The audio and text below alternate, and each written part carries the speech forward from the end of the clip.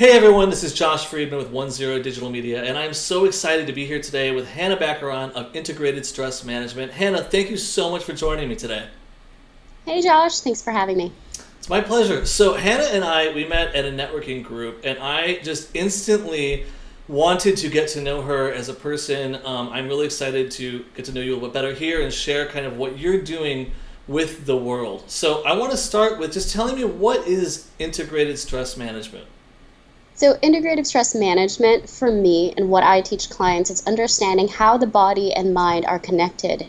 So, every thought produces a biochemical response, and understanding that response in the body allows you to manage not only your stress, your mental stress, but also your physical stress, which improves your overall well being and health. So Another, there's a mindset component. Sorry. that's okay. Sorry. That's right. So there's a mindset component as well as the physical component, and understanding the connection between the two is really what integrative stress management is about. And I think one of the things that really drew me to what you were doing is that it's actually science based. I hear a lot of people talking about, different ways that they try to manage their stress. And, a lot of it I think has some basis in something that's real, and I think a lot of it might not, right? Tell me a little bit about your background to how you got to what you're doing, and then we'll talk about exactly what it is that you're doing. Okay, sure. So mine's a little bit of a windy road. It's not your conventional path. I was a project manager in cybersecurity for a few years, and it was actually very stressful. So the day-to-day stresses, everything in cybersecurity is hypercritical, everything's on fire all the time, and I was managing more than what I could handle. But it started to deteriorate my health. I started to grow a lot of white hairs. My vitality was actually was depleting. Not only that, I started having digestive issues because of the stress. Uh, you know, things from as bad as ulcers. So anyway, I had a long history with yoga. I had a very loving relationship with yoga, and that's really where I kind of turned back to. So I had to look back into myself to find who I was, to gain clarity and also feel better about who I was. My road led me to Turkey and competing into an international yoga competition where I won. And I didn't even want to join in the competition, but somehow I won. Ended up in being featured in magazines, on TV, broadcasted, realized, okay, I'm kind of good at this. Pivoted, went into the yoga field, studied for OIS, the original yoga system, and became a certified yoga therapist.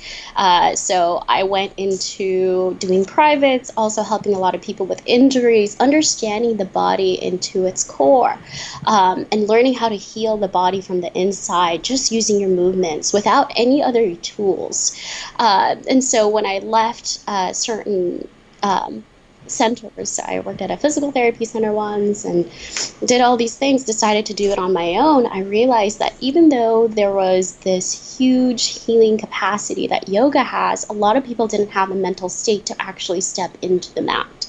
So there was a mindset piece that was missing, that was stopping people from growing and healing themselves from the inside.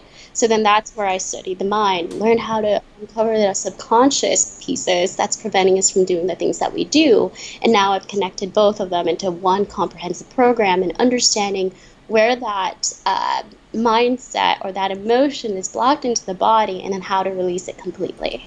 I love it. And I know that, a lot of this has to do with breathing and breath. I think that one of my problems in life, not to get overly personal, it's not about me, but I used to say I didn't like doing yoga. And my yoga friends would say, well, what don't you like about yoga? And I would say, well, honestly, I'm not good at yoga. I am the least flexible person that I know.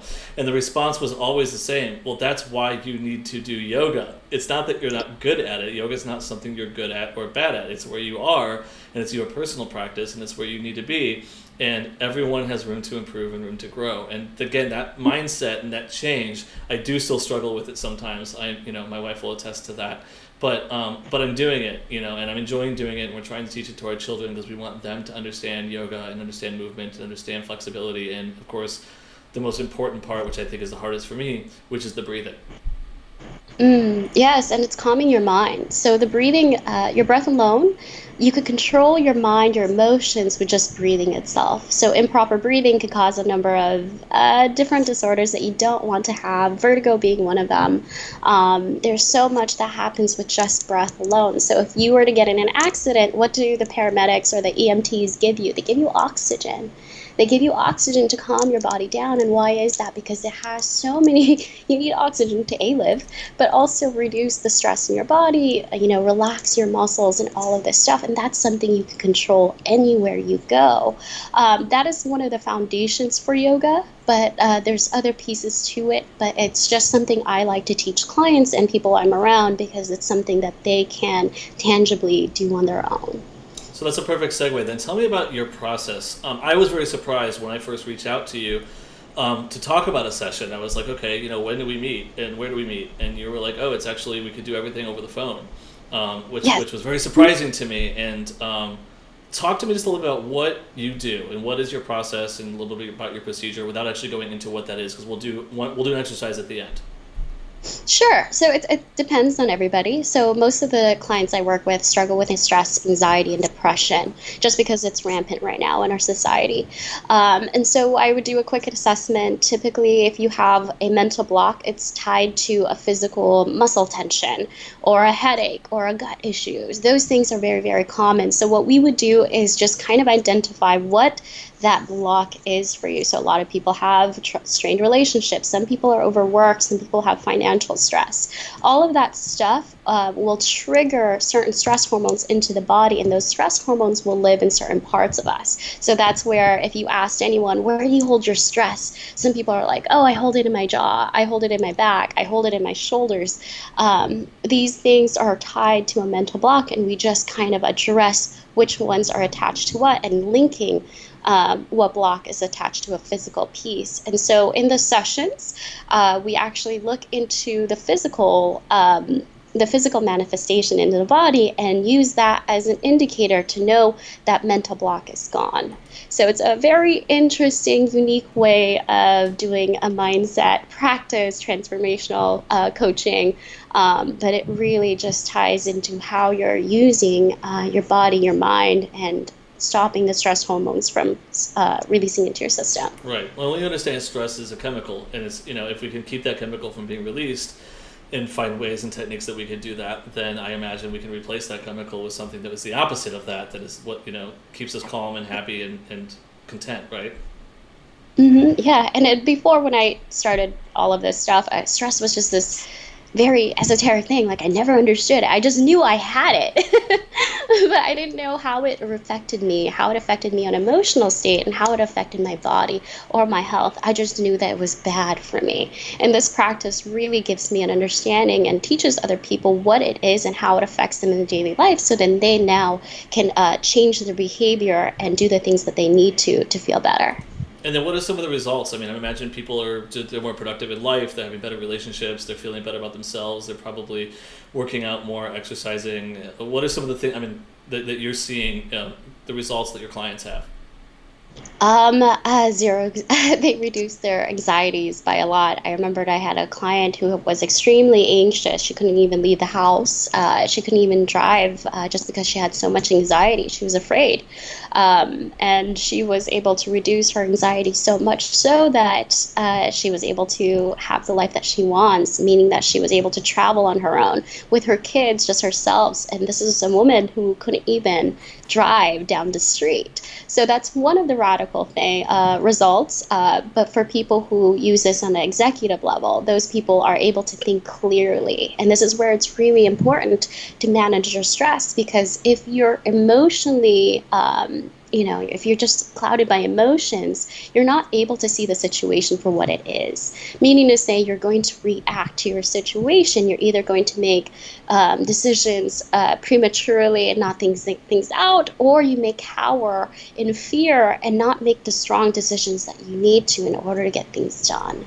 And so that's really where and high execs use this skill to not only improve their leadership, but also make the right choices for them and their people.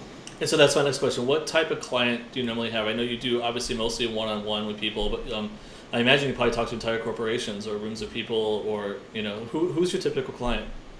Right now, I do mostly one-on-ones. I am expanding to the group corporate environment that you mentioned, and it's mostly for anyone who needs stress management. Even now, with the COVID going around, there's a lot of mental health that's declining, and stress and anxiety. It's already rampant in the United States. It's just adding to that.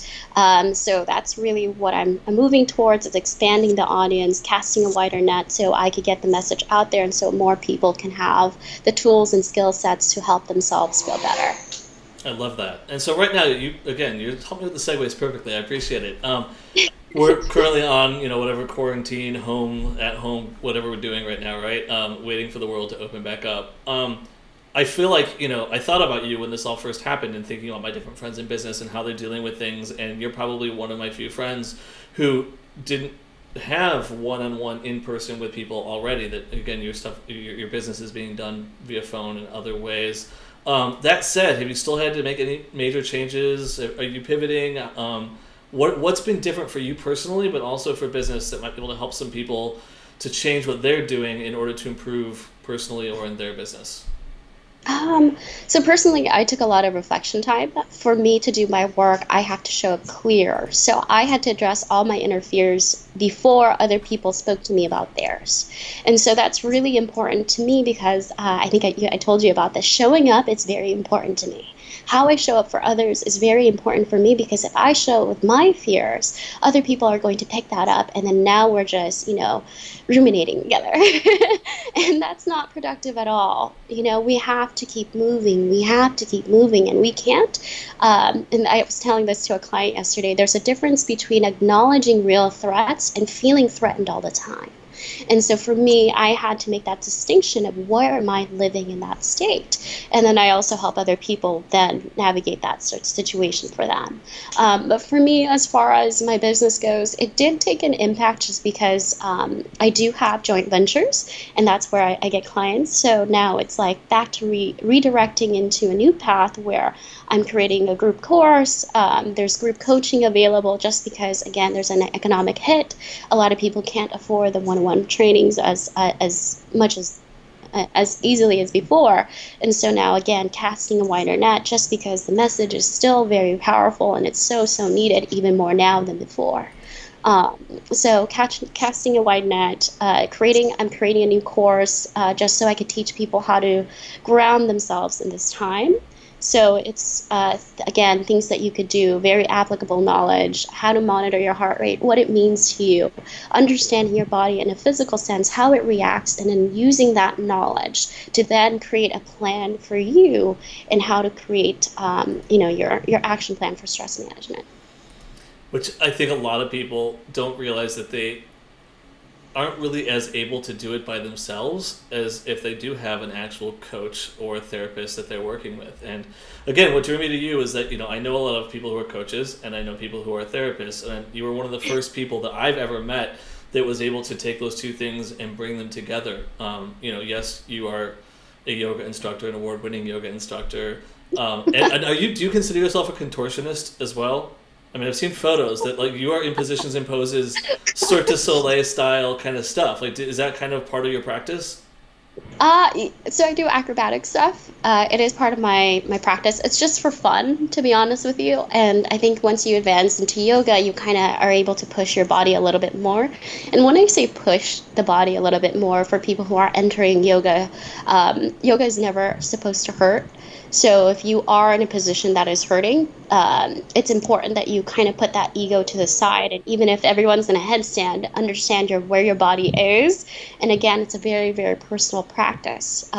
Do what feels good for you, because there's no point in trying to compete in yoga, even though I competed in yoga. That's not where we all start. We don't just get on a stage and try to do that. But yes, I can put myself in more bendy situations than most. I don't do that for a profession. It's just mostly as a hobby. And again, yoga has been the starting point of my stress relief, just because it's something that was tangible for me.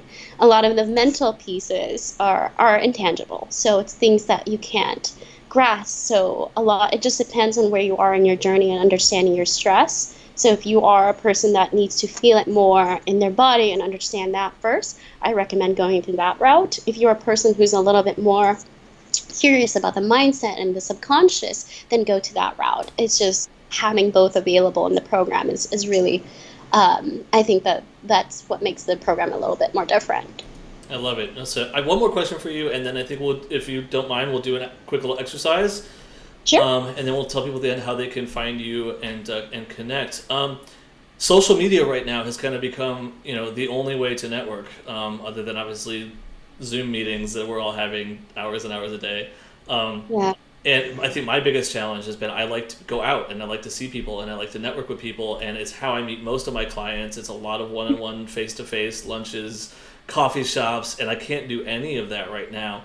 And I think one of my big fears at the beginning of this was, well, how am I going to find clients? We had lost a ton of work, which we've been through before, but never have I been in a situation where I lost a bunch of work and then couldn't do what I was used to doing in order to bring more work back in. And so, the world has turned to social media, and I'm following you in a couple of different places and happy to see that you're doing some really great things. What are some things that you are doing to kind of share your positivity and your message and your brand with the world right now? Truthfully, and Nick talks about this too, the person that we met through networking, he's like, if you are so good at what you do, people are going to rave about you. And so I've been fortunate enough to just been able to use word of mouth to cast my web, if you know what I mean. So I've just been servicing my clients the best that I can and using that as a tool to get to more people, because I think Jeff Moore mentioned this too. He's like, it becomes a mortal obligation for people to share what you have because your work becomes so good. So I think a lot of people are going to use this time to fine tune their skills and make their skills so good that you can't help but notice.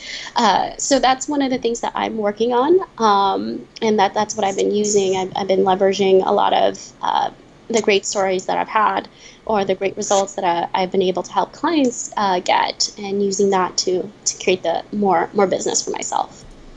I love it. So let's just do a quick exercise, and then at the end, like I said, you can tell us how we can find you, how we can follow you. I want to learn a little bit more about the course that you're doing and what that looks like as well. But let's do what you do.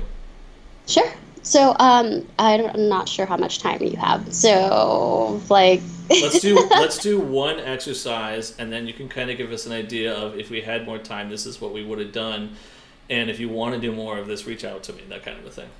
Absolutely. Okay, so we'll do one exercise, and it's going to be the most basic, most efficient way of breathing. So, two things to know when you're breathing. In day to day life, it's super important that you breathe in and out through your nose. They say the mouth is meant for eating, the nose is meant for breathing. And so there's a big misconception here, because a lot of out sports or other yoga studios too will encourage you to breathe through your mouth, and that's actually going to exhaust you more. So it's extremely important to inhale and exhale through the nose. It'll activate different parts of the brain, as well as cool the air coming in and then out as well. So inhale and exhale through your nose. So I'll have you close your eyes. Inhale and exhale through your nose. You're going to place your hands on your belly, and you can't see my belly here, but place your hands on your belly, and you're going to think of the belly as a balloon. As you inhale, you're going to inflate the balloon, fill the belly with air, and as you exhale, deflate the balloon, push with your hands in. Inhale, inflate. Exhale, push it in. And you should be able to feel the motion with your hands. Inhale, inflate, feel the air expand. And then as you exhale, push with your hands. Push it. Close your eyes, and I'll give you a few reasons why this is really good for you. So you're working on the lower region of the lungs here as you do this.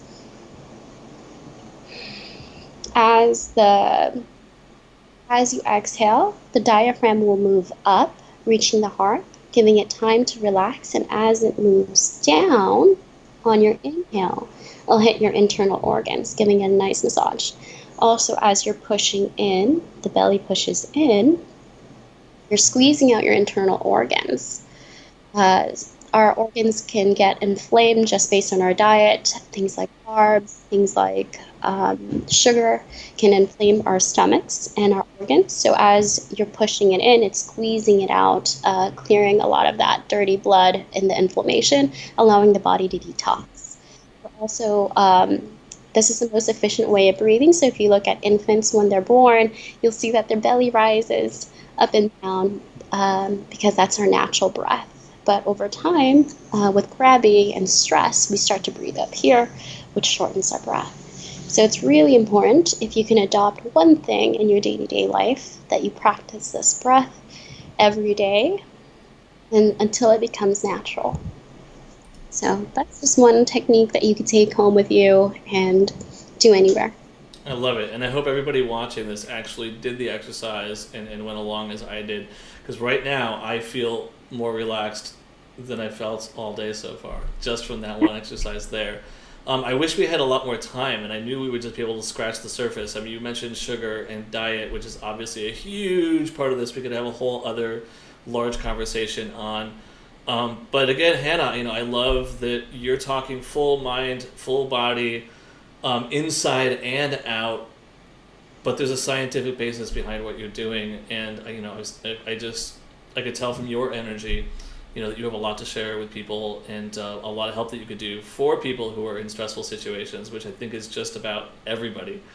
Thank you. Especially right now during this time. So I don't want to cut us short, but we are out of time. Tell us, and we'll put it in the notes below as well, but what is the best way people can find you in the world? Sure. So I'm on LinkedIn, which is my name, Hannah Bacaron. I'm also on Facebook, Hannah Therese Bacaron. And if you are looking for more information and want to contact me directly, you can visit my website, yourstressremedy.com. And that's it. If you have any other questions, feel free to reach out. Awesome. Again, thank you so much, Hannah Bacaron from Integrated Stress Management. I am Josh Friedman with 10 Digital Media. Thank you for watching. Please subscribe to us on all of our channels as well, and I look forward to seeing you again soon.